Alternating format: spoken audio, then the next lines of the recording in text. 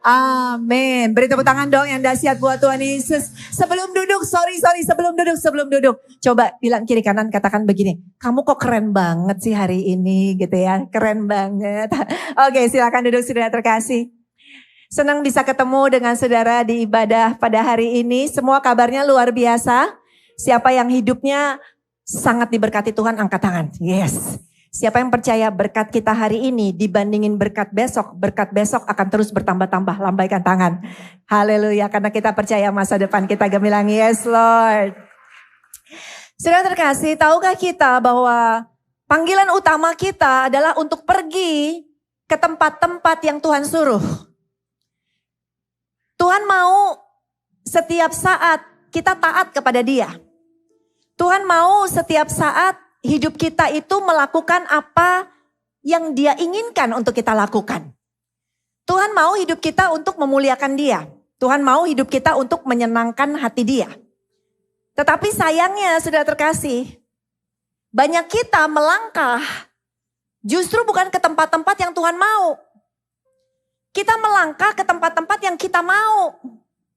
Kita pergi ke tempat-tempat, melakukan sesuatu, berbicara sesuatu, kehidupan kita bertolak belakang banget sama apa yang Tuhan inginkan.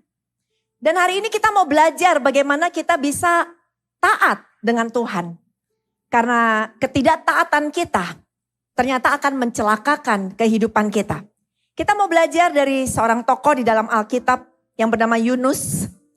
Yang kalau kita pelajari seru banget saudara ceritanya dia. Ceritanya dahsyat banget kalau saya katakan. Kenapa? Karena cerita tentang Yunus ini relate banget sama hidup kita. Kita lihat Yunus, kita dengar tentang Yunus. Di sekolah minggu apalagi saudara sering banget diceritain tentang Yunus. Tapi kita lupa kalau Yunus itu sepertinya aku banget ya. Aku sama seperti Yunus yang sering kali ternyata tidak melakukan hal-hal yang Tuhan inginkan. Untuk itu kita mau belajar dari Yunus pada hari ini. Sudah siap diberkati Tuhan? Ada amin, amin, amin. Yang siap beri tepuk tangan dong buat Tuhan kita Yesus Kristus. Kita baca yuk dari Yunus 1, saudara terkasih. Kita akan bahas perikop tentang Yunus ini ya. Kita baca dari Yunus 1 dulu, ayat 1 sampai ke 3 terlebih dahulu. 1, 2, 3. Datanglah firman Tuhan kepada Yunus bin Amitai, demikian. Bangunlah, pergilah ke Niniwe, kota yang besar itu. Berserulah kepada mereka karena kejahatannya telah sampai kepadaku. Tetapi Yunus bersiap untuk melarikan diri ke Tarsis, jauh dari hadapan Tuhan. Dia pergi ke Yafo dan mendapat di sana sebuah kapal yang akan berangkat ke Tarsis. Dia membayar biaya perjalanannya lalu naik kapal itu untuk berlayar bersama-sama dengan mereka ke Tarsis. Jauh dari hadapan Tuhan. Tuh kan saudara. Yunus disuruh ke Niniwe enggak nurut. Disuruh ke tempat yang Tuhan suruh enggak mau. Dia malah pergi ke tempat yang bertolak belakang banget sama apa yang Tuhan suruh. Kalau saya kasih tahu kepada saudara semua peta tentang Niniwe ya, coba boleh dikeluarin petanya ya. Ini loh petanya antara Niniwe dengan Tarsis yang Tuhan suruh. Niniwe itu dari tempat tinggalnya Yunus jaraknya 550 km. Arahnya ke timur. Tapi kemudian dia malah pergi ke Tarsis yang jaraknya 2.500 miles, arahnya ke barat. Bertolak belakang banget. Bukankah kita juga sering begitu? Disuruh ngampunin, bukannya ngampunin, malah membenci. Disuruh gak boleh nyimpen kepahitan, malah pengen balas dendam.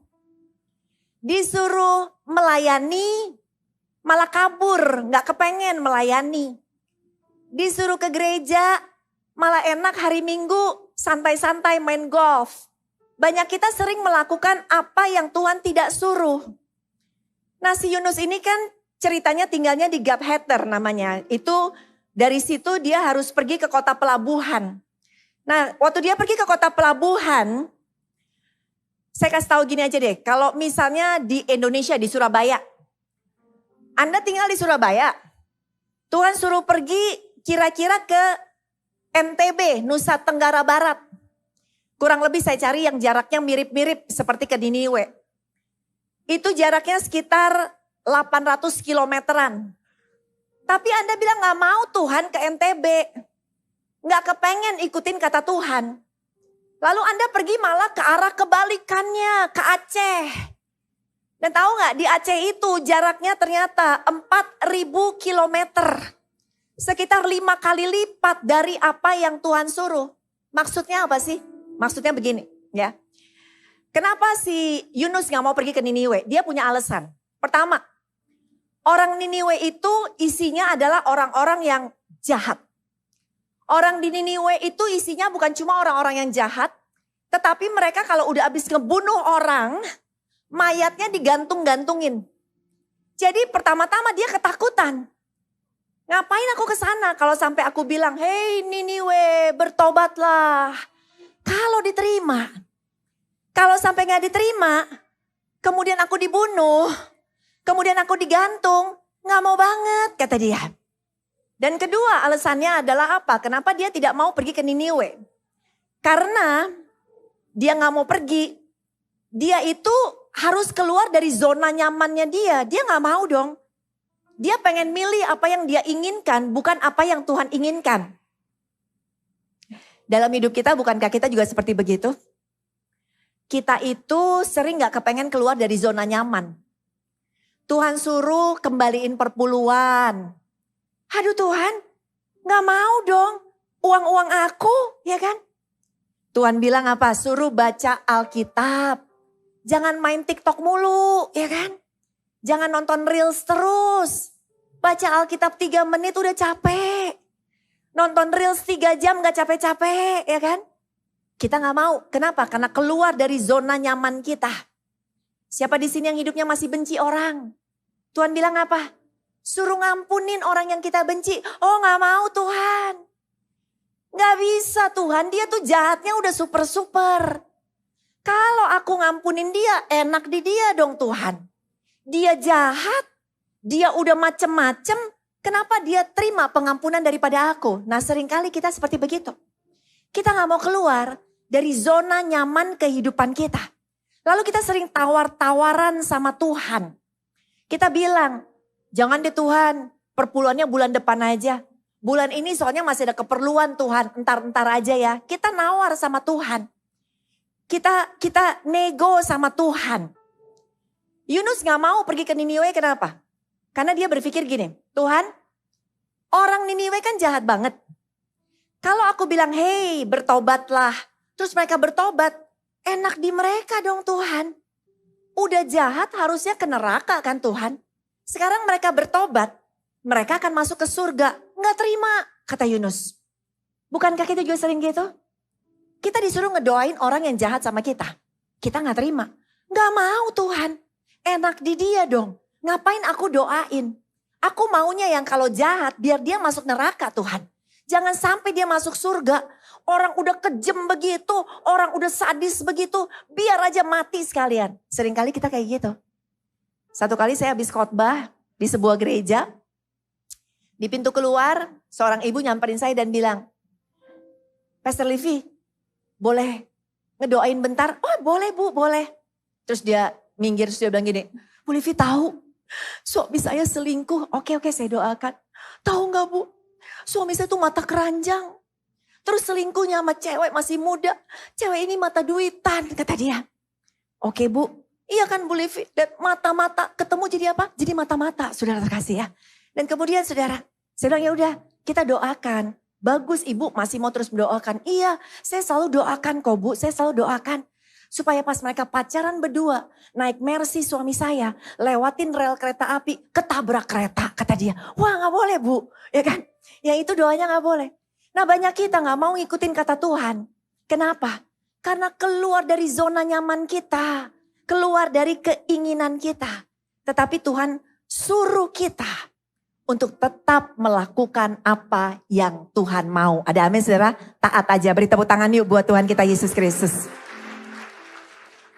Oke, terus saudara tahu, kalau kita pergi atau Yunus pergi. Yunus pergi jaraknya cuma 800 kilometer. Dia pilih jaraknya 4.000 kilometer.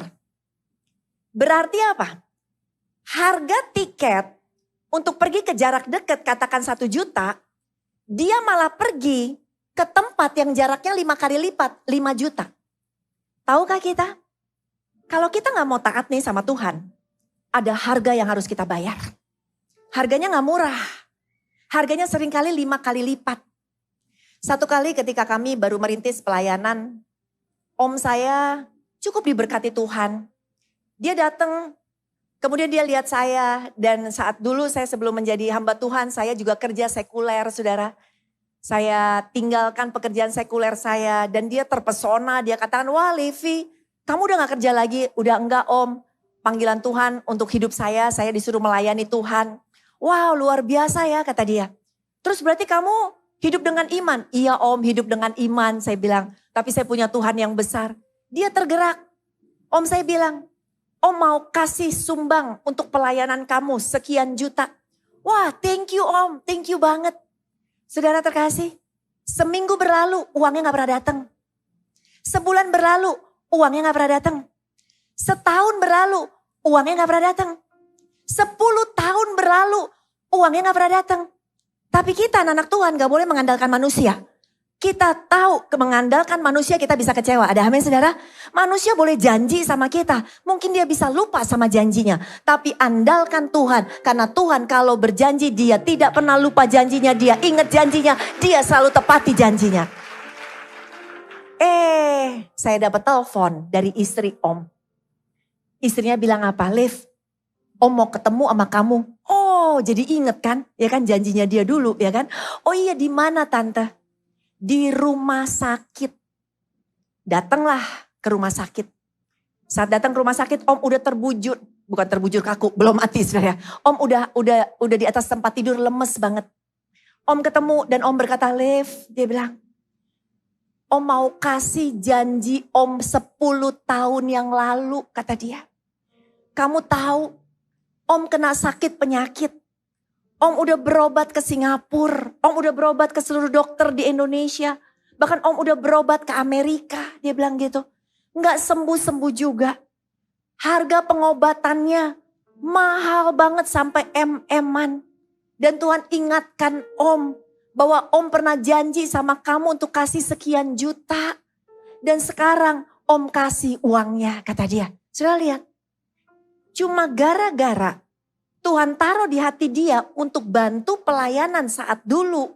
Sekian juta, dia nggak taat, ada harga mahal yang harus dia bayar.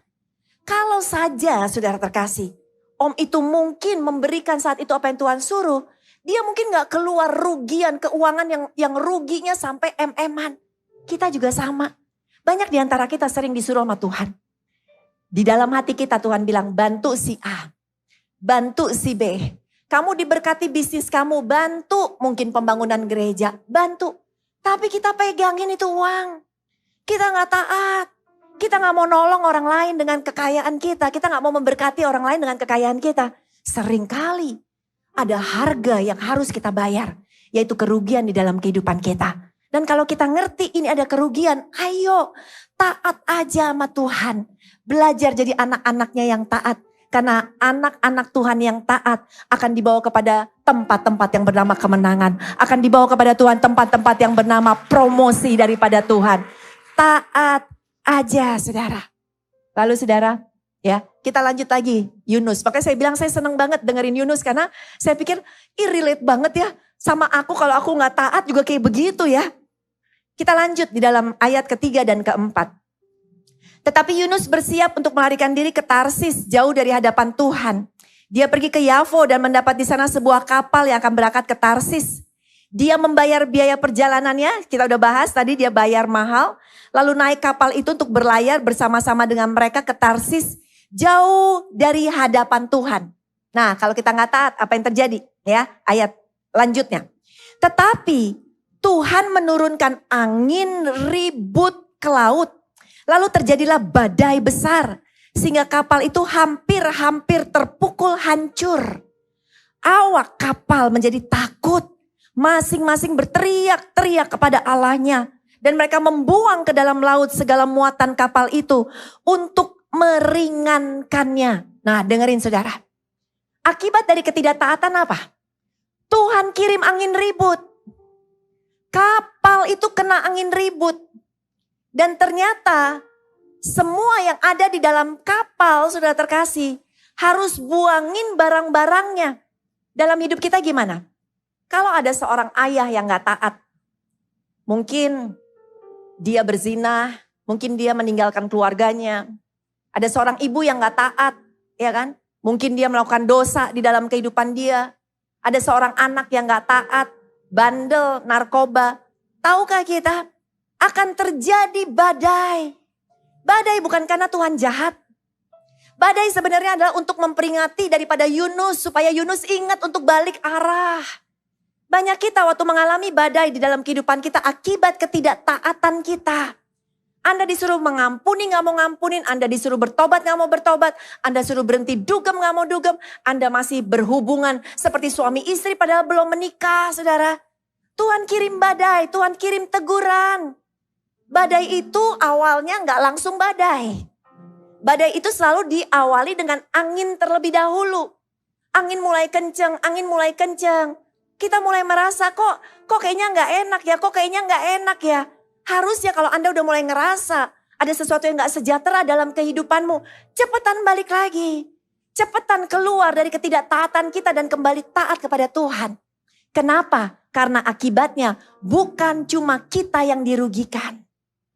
Ketika awak kapal buang-buangin barang-barang itu ke laut, ternyata kapal itu juga mengangkut barang-barang untuk dibawa ke tempat tujuan. Barang-barang itu bukan miliknya awak kapal. Barang-barang itu bisa jadi barang-barang yaitu seperti kargo yang dibawa nanti di tempat tujuan, mereka akan kasih barangnya dan mereka terima uang. Pada saat mereka terima uang, mereka akan pulang bawa uang. Untuk siapa? Untuk anak istri. Mereka pergi berlayar berbulan-bulan. Mereka butuh uang untuk anak istri. Tetapi gara-gara kesalahan satu orang, Yunus yang gak taat, apa yang terjadi? Mereka mengalami kerugian. Mereka harus buangin semua isi kapalnya. Mereka gak terima uang. Bayangin mereka pulang ke rumah. Mereka gak bawa uang. Jadi waktu kita tidak taat, ada satu orang di tengah-tengah keluarga yang tidak taat. Baik bapaknya, ibunya, anaknya gak mau taat sama Tuhan. Jangan cuma mikir dirinya aja yang akan kena masalah. Ayo Pak. Pikirin istrimu akan kena dampak. Anakmu akan kena dampak. Saya ketemu dengan seorang perempuan, seorang ibu-ibu. Dia cerita, suaminya tukang judi. Dia katakan udah biasa banget. Di garasi hari ini ada mobil, besok bangun tidur mobil udah gak ada, kata dia. Karena suaminya kalah judi. Terus-terusan. Sampai akhirnya rumah disita. Sampai akhirnya harus ikut nebeng. Harus gak punya uang kemana-mana. Suaminya tetap asik aja main judi, saudara. Anak, istri kena dampaknya. Banyak kita berpikir hanya untuk diri kita aja. Kesenangan kita. Kita lakukan sesuatu gak apa-apa deh. Nanti juga paling yang kena dosanya aku. Kita gak mikir. Anak, istri juga akan kena dampaknya. Suami, anak kena dampaknya kalau istri gak taat sama Tuhan.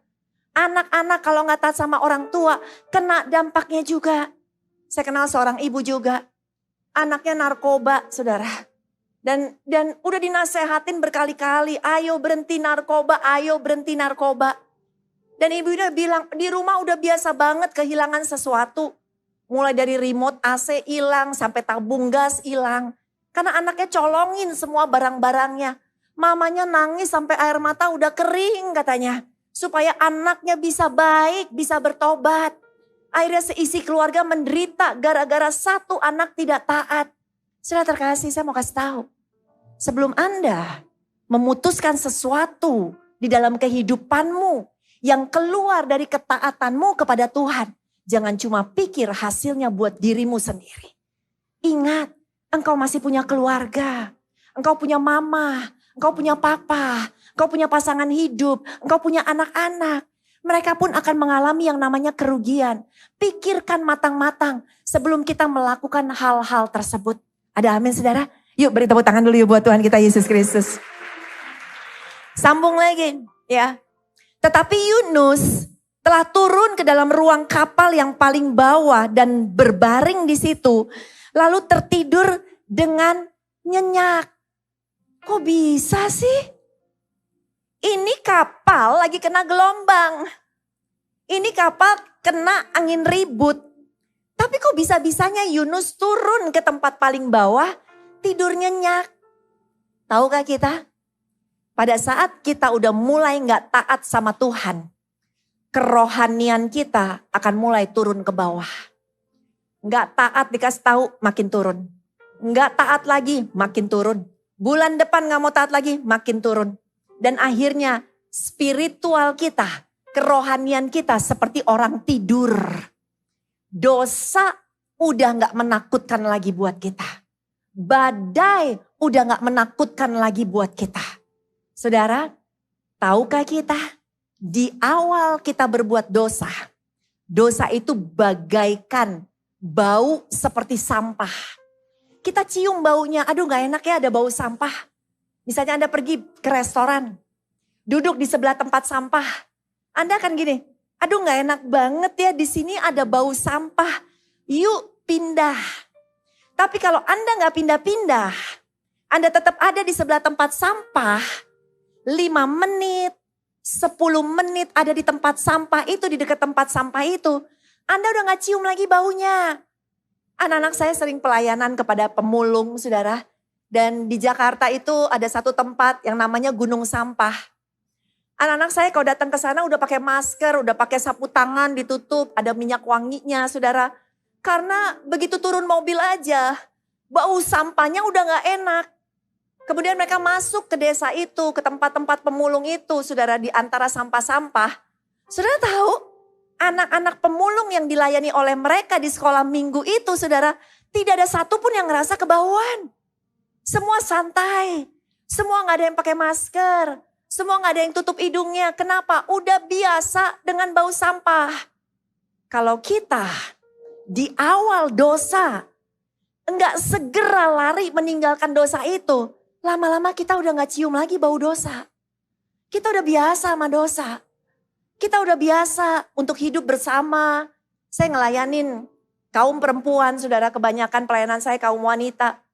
Ada satu seorang perempuan, dia bilang, Pastor, ini pacar saya udah 3 tahun ngejanjiin mau nikah, gak mau nikah, kata dia. Dia bilang untuk apa nikah? Kita udah gak ada bedanya kayak orang nikah. Terus saya nanya maksud yang gak ada bedanya sama orang nikah apa? Dia katakan sejak 3 tahun yang lalu saya udah pindah ke apartemen dia. Dia katakan saya pindah dan kami udah tinggal seperti suami istri. Cuma bedanya enggak ada surat nikah kata dia. Terus saya bilang terus kamu enggak ada rasa takut? Enggak ada rasa dosa? Saya bilang ada sih. Dia bilang waktu di awal saya udah bilang sama pacar saya aduh gak bisa nih. Nanti kalau orang tua saya tahu, kebetulan orang tuanya tinggal di luar kota. Kalau orang tua saya tahu, aduh mereka pasti kecewa. Tapi tanpa terasa waktu berjalan. Tahu-tahu udah 3 tahun kita hidup seperti suami istri. Dan sekarang suami saya, pacar saya, di awal bilang mau nikah, sekarang boro-boro mikirin pesta pernikahan. Dia bilang udahlah sama aja, lihat saudara. Dari awal kita gak lakukan sesuatu untuk keluar dari dosa kita. Lama-lama kita biasa. Lama-lama Anda akan santai aja. Nyimpan dendam, ya kan? Tahu di awal gak boleh dendam, gak boleh kepahitan. Anda simpen aja. Tanpa terasa Anda udah sebel sama suamimu, Anda udah sebel sama mertuamu, Anda udah sebel sama istrimu. Mungkin udah 5 tahun. Tapi udah biasa. Udah gak ngerasa ini salah. Mendendam itu salah, benci itu salah. Udah enggak, saudara. Hari ini juga kalau kita diingatkan Tuhan, taat. Mungkin ada di antara kita yang lagi kepahitan. Saya banyak pelayanan untuk pemulihan hati, saudara. Pelayanan saya namanya perempuan kaya hati. Itu kalau kita ibadah perempuan kaya hati, saudara. Perempuan-perempuan pada datang altar call. Aduh, saudara. Perempuan itu masalahnya kompleks banget. Mereka harus ngadapin suami, ngadapin anak, belum lagi mertua, belum lagi ekonomi, belum lagi keadaan emosi mereka, belum lagi macem-macem saudara. Hormon perempuan juga banyak banget dibandingin laki-laki saudara. Dan mereka bisa alter call, itu keluar seseknya saudara. Waduh kayak udah hidup susah banget, sakit banget, masalah banyak banget. Tapi saudara, Tuhan mau kita ngampunin. Saya gak tahu. Mungkin ada di antara Anda semua di tempat ini yang udah benci banget, yang udah marah banget dengan seseorang, benci dengan orang tua, benci mungkin dengan suami, benci dengan istri akibat perbuatan mereka. Hari ini Tuhan lagi bilang sama kita dengan kasih-Nya seperti mengirimkan signal untuk kita ngampunin. Ayo, jika engkau tidak bisa mengampuni orang yang bersalah di dalam kehidupanmu, Tuhan bilang apa? Tuhan juga gak bisa ngampunin kita. Saudara, kalau Tuhan gak bisa ngampunin kita, berani. Anda berani dosanya gak diampunin sama Tuhan? Anda gak takut nanti setelah hidup kita selesai, kita mau kemana kalau kita masih gak bisa diampunin sama Tuhan? Kita ke neraka. Kita ke neraka. Tadi di ibadah sebelumnya saya udah jelasin soal neraka. Saya pengen jelasin lagi. Supaya kita ingat bahwa menyimpan dosa itu akan merupakan hal yang menyedihkan buat kita. Karena ujungnya akan masuk ke neraka. Neraka itu adalah tempat penyiksaan yang tidak ada istirahatnya. Di neraka saudara, itu gak ada bel yang bunyi gini. Tet, waktunya istirahat. Para penghuni neraka silakan beristirahat 1 jam. Kembali lagi ke sini. Gak ada saudara. Anda akan disiksa terus menerus. Saudara mau tahu di neraka tidak ada pintu keluar. Di sini ada pintu exit. Di neraka gak ada. Sekali kita masuk neraka, that's it saudara. Anda mau gedor-gedor pintu manapun tidak ada pintu di neraka. Kemudian mau tahu lagi di neraka? Di neraka itu adalah tempat penyesalan paling dalam. Kenapa? Karena kita masih bisa ingat saudara. Ingat dulu dinasehatin gak mau ikut Tuhan. Dulu supaya bertobat kita gak mau bertobat. Ingat pendeta bilang ayo balik arah, kita gak mau balik arah. Ingat kita udah gak boleh lakukan dosa, kita tetap lakukan dosa. Dan terus saudara, kalau udah penyesalan selamanya udah gak bisa lagi dapat kesempatan. Mumpung sekarang masih hidup di muka bumi ini saudara terkasih. Ayo segera berbalik dari jalan kita. Ayo ikutin jalannya Tuhan. Jangan mau jalan kita sendiri. Ada amin saudara? Yuk yang mau beri tepuk tangan dong buat Tuhan kita Yesus Kristus. Oke selanjutnya. Tadi Yunus sudah tidur ke tempat paling bawah ya.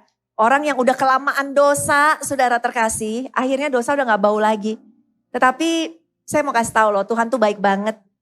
Kalau Anda di tempat ini adalah orang yang tahu Anda menyimpan dosa. Dan hari ini Anda berkata, aduh Tuhan engkau ingetin aku ya lewat si Yunus ini. Untuk aku mau melepaskan dosa. Masih ada kesempatan. Hari ini akui dosa kita, bertobat kembali kepada jalan yang benar. Dan kelak kita gak ke neraka, kita semua akan ketemu di surga. Ada amin saudara? Tepuk tangan dong buat Tuhan kita Yesus Kristus. Datanglah nahkoda mendapatkan sambil berkata, bagaimana mungkin engkau tidur begitu nyenyak? Bangunlah. Berserulah kepada Allahmu, barangkali Allah itu akan mengindahkan kita sehingga kita tidak binasa. Ya, saudara, seringkali yang negur kita seperti nahkoda ini negur yang namanya Yunus adalah disuruh sama Tuhan. Ada orang-orang tertentu dalam hidup kita yang akan Tuhan kirim kepada kita untuk ngingetin kita kalau kita salah jalan. Ada orang-orang tertentu yang mungkin bahkan gak kenal Tuhan. Yang akan ngingetin kita bahwa hidup kita udah berantakan. Dan Tuhan mau segera berbalik supaya kita hidup benar kembali di hadapan Tuhan. Di kasusnya Yunus, nahkoda ini sampai heran. Kok kamu bisa sih? Ayo dong katanya. Kamu bangun dong, kamu punya Tuhan kok. Ya kan? Yang luar biasa. Ingat saudara, Tuhan kita memang luar biasa. Saudara masih punya Tuhan yang dahsyat. Saudara masih punya Tuhan yang hebat di dalam kehidupan kita. Bertobatlah segera. Terus akhirnya apa? Mereka buang undi supaya kita mengetahui Karena siapa kita ditimpa oleh malapetaka ini. Mereka membuang undi dan Yunuslah yang kena. Nah saudara, kalau kita udah tidak taat sama Tuhan. Satu hal yang saya pelajari dari Yunus adalah apa?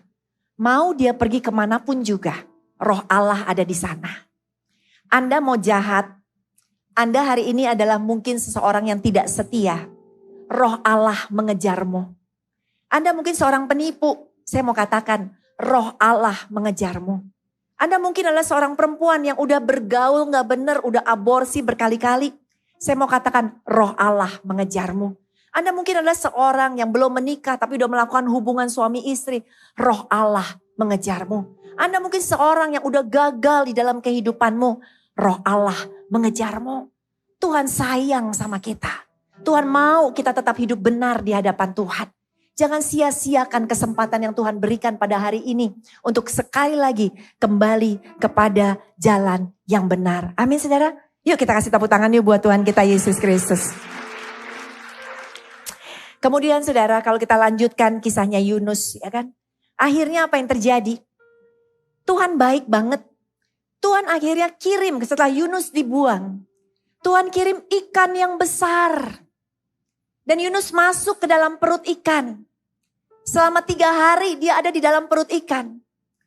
Waktu saya di sekolah minggu, saudara zaman dulu ya, dengar cerita Yunus.